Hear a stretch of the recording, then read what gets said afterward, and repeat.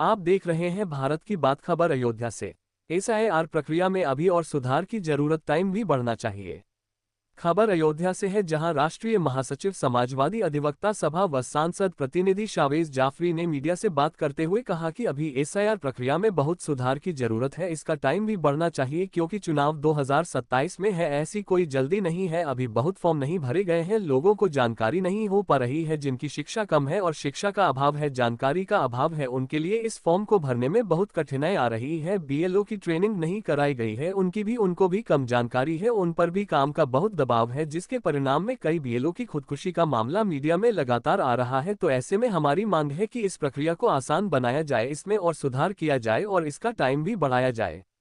साथ ही उन्होंने धर्म ध्वज फहराने के कार्यक्रम में सांसद अवधेश प्रसाद को न बुलाए जाने पर भी आपत्ति जताई है। उन्होंने कहा कि फैजाबाद अयोध्या के लाखों लोगों ने अवधेश प्रसाद को चुना है और वह यहाँ के सांसद है, इनको जरूर बुलाया जाना चाहिए, पर ऐसा न करके उन्होंने गलत किया और इस मामले को लेकर अब सवाल भी उठने लगे हैं। भारतवर्ष का संविधान दिवस है और संविधान ही इस भारतवर्ष की आत्मा है। हमको, आपको और सबको जीने का इख्तियार संविधान ने ही दिया है। संविधान दिवस के उपलक्ष्य पर सभी भारतवर्ष के नागरिकों, अधिवक्ता, पत्रकार बंधु सभी को बहुत बहुत बधाई, क्योंकि हम सब कहीं ना कहीं संविधान से ही आपके माइक पर बोलने की आज़ादी पाते हैं, अपनी अभिव्यक्ति की स्वतंत्रता पाते हैं। तो हम नमन करते हैं, हम धन्यवाद ज्ञापित करते हैं कि जिन लोगों ने इस देश के संविधान को बनाने में मेहनत की और हमको एक बेहतरीन संविधान दिया। एक सवाल, देखिए, धर्म ध्वज का कार्यक्रम कल अयोध्या में मनाया गया। जो भी सांसद होता है जिस भी लोकसभा क्षेत्र का, वो एक बड़ी जनता द्वारा निर्वाचित होकर के आता है और एक बड़ा जनप्रतिनिधि होता है। बड़ा और छोटा क्या मतलब, वो जनप्रतिनिधि होता है, जनता की आवाज़ होता है। तो अगर इस तरह का कोई कार्यक्रम जनपद में या लोकसभा क्षेत्र में हो रहा है तो माननीय सांसद अवधेश प्रसाद जी को निमंत्रण दिया जाना चाहिए।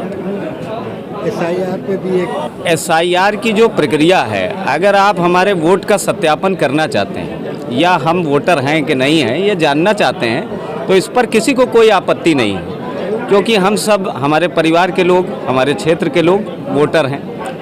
अब दिक्कत ये हो रही है कि इस तरह का कार्यक्रम जिसमें तमाम विसंगतियां देखने को मिल रही हैं, जैसे 2003 की जो मतदाता सूची है उसमें जो लोग 2002 की सूची में वोटर हैं या 1999 में या उससे पहले वोटर रहे हैं, उनके नाम भी 2003 की मतदाता सूची में या उनके माता पिता के नाम नहीं है।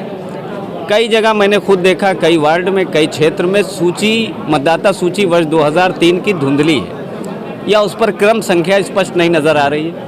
हम लोगों ने अपने फॉर्म भी भरे, दूसरों को भी भरवाए।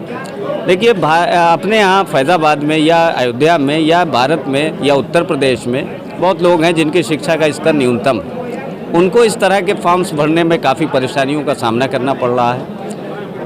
कहीं कहीं नाम में भी त्रुटियाँ हैं। मैंने अपनी आँख से देखा कि भाई जैसे किसी का नाम कुछ और है और त्रुटि से वो नाम कुछ और आ गया है। तो इस तरह की विसंगतियाँ हैं। बीएलओ अमूमन जो है, जो ज़्यादातर लोग बनाए गए हैं वो शिक्षा मित्र हैं, आंगनबाड़ी कार्यकर्ती हैं, मेहनत कर रहे हैं अपने काम में, लेकिन जैसे टेक्निकली तौर पर उनको इतनी, या उनके पास हाईटेक मोबाइल नहीं है, वो कम वेतन पर काम करने वाले लोग हैं, तो जो फॉर्म वगैरह वो अपलोड कर रहे हैं उसमें पिक्चर क्वालिटी नहीं अच्छी है, उनको भी कोई तकनीकी प्रशिक्षण या तकनीकी का कोई विशेष ज्ञान नहीं है। तो तमाम जगह ऐसी समस्याओं का सामना करना पड़ रहा है। जनता इसमें परेशान है। हम सब जो सब सहायता कर पा रहे हैं वो कर रहे हैं। जो लोग भर सकते हैं, जो पढ़े लिखे हैं, वो तो फिर भी अपना काम कर ले रहे हैं, लेकिन अनपढ़ लोगों के फॉर्म भरने के लिए विशेष व्यवस्था की जाना चाहिए। जब अपना काम ईमानदारी से करती हैं तो जनता अपने घर पर सोती है कि ये संस्था ईमानदारी से कार्य कर रही है, हमारा आएगी, वोट बढ़ाएगी।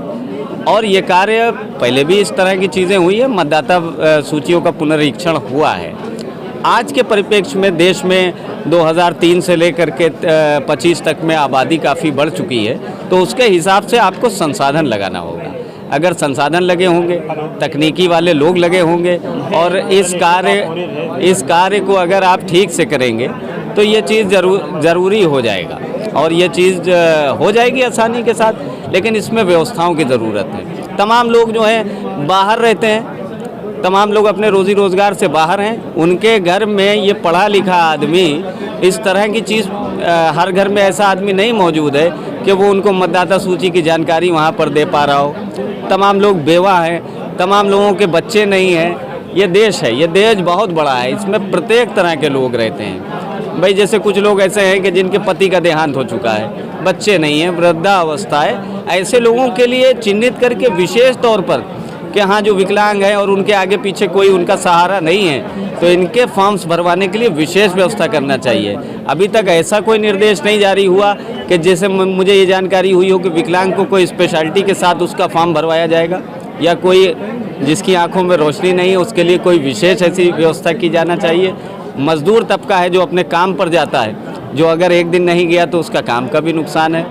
ऐसे लोगों का ख्याल करते हुए, जन जन तक पहुंचते हुए, लोगों को सुविधा देते हुए SIR की प्रक्रिया ठीक से मुकम्मल हो, शुचिता के साथ मुकम्मल हो, प्रत्येक मतदाता और प्रत्येक नागरिक का उस पर विश्वास बना रहे, यही हमारा कहना है। आपने भी ईमानदार देखिए अभी SIR की प्रक्रिया उत्तर प्रदेश में जारी है, अभी तमाम कर्मचारी उसमें लगे हुए हैं। अभी 4 दिसंबर के बाद उसके परिणाम आएंगे, तो हमको आपको सबको पता लग जाएगा कि परिणाम का जो है क्राइटेरिया क्या है, किसके नाम ड्राफ्ट सूची में आए, किसके नहीं आए, क्या लिया गया है। तो अभी बहुत कुछ बात आपसे आगे भी होगी। आपका टाइम बढ़ना चाहिए, कम टाइम। अब जिस तरह से ये दिख रहा है कि 4 दिसंबर तक फॉर्म जमा करने की तारीख है, तो बहुत लोग तो भाई अपना काम छोड़ करके फॉर्म को जमा कर दिए हैं। अगर कोई डेट बढ़ती है तो जो लोग जो है बचे हैं उनको थोड़ा सहूलियत हो जाती है, या कहीं बाहर हैं या कोई दिक्कतें हैं तो वो अपनी व्यवस्था कर लेते हैं। बाकी इसके आगे प्रशासन का कार्य है, उनको भी 5 दिन में सूची प्रकाशित करना है, तो उनके ऊपर भी कार्य का दबाव है, सरकारी कर्मचारियों के ऊपर भी कार्य का दबाव है। तो अगर बढ़ाई जाती है तो बहुत बेहतर होगा। कार्य तो होना ही है। यहाँ उत्तर प्रदेश में तो वर्ष 2027 में चुनाव है, अभी आपके पास समय भी है।